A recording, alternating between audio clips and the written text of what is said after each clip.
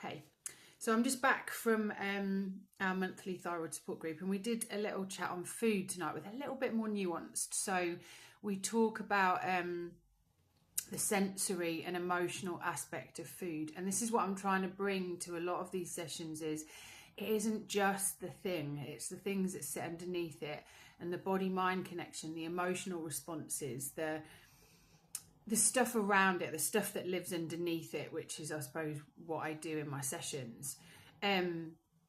Because what's coming up in an awful lot of what I deal with is an awful lot of shaming around food, a lot of very disordered emotional eating patterns that are driving people mental, and a lot of it is driven from control. And I saw the lovely Andrea posted today about how she'd been in contact with another person in the menopause realms, and how she just said, restrict this, do that, and then you'll be fine. Like, this is what you need to do, and your whole life will be resolved and your health and wellness will be perfect. It doesn't really work like that. Life doesn't really work like that, and we move and evolve with stuff as well. But the thing that I'm really noticing is if you just eat this, you'll be okay. The other thing that I saw the other day that I brought up tonight that drives me mental is you say you've got no time in your 40s, you've got time to scroll, you've got time to do this, you've got time to do that. Well, most of my life I've worked 2 jobs. I've worked 2 jobs. Prioritising myself has often been just getting home, getting some decent dinner and getting a walk in. So there's a lot of this shaming around it. If you don't look like me, then you're an idiot. If you don't do it, you're not doing it right. And that's what we talked about today, is that there's no one single answer to any resolution, but there is your answer. A lot of the ladies there tonight, a couple of them have worked with me in the past. There's a lot of underlying trauma and stress in their lives. So learning to reconnect to food in a more enjoyable way. Like, one lady brought up some issues around mashed potato. I had some issues around casseroles and stuff when I was, growing up, because I just couldn't cope with them.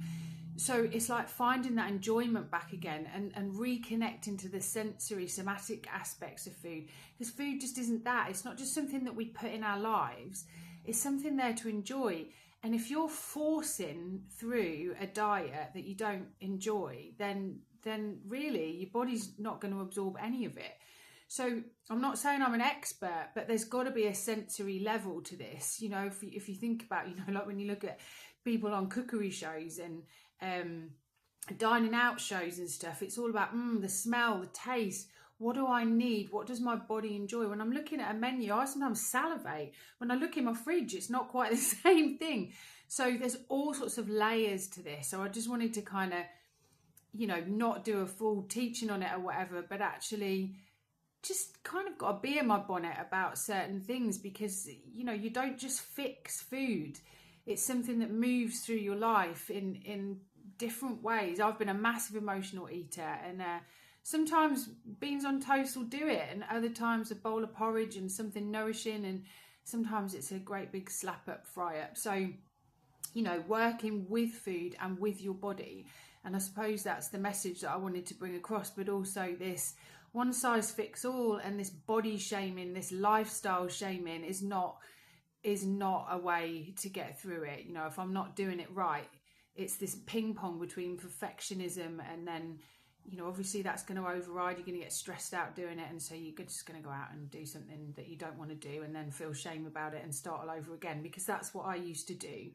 So, I know I've worked a little bit with Jen and we're incorporating this, and it's coming up more and more in a lot of our sessions, is perfectionism around food. And, there's a big issue right now with clean eating and orthorexia and stuff. So be really, really mindful about what you do. And I'll be doing some workshops around this for Born to Be Alive coming up in the next few months. And I'm going to build some more workshops around sleep, connection, harmful substances, that kind of thing. So watch this space, but enjoy your food, enjoy your grub, and get a good night's kit.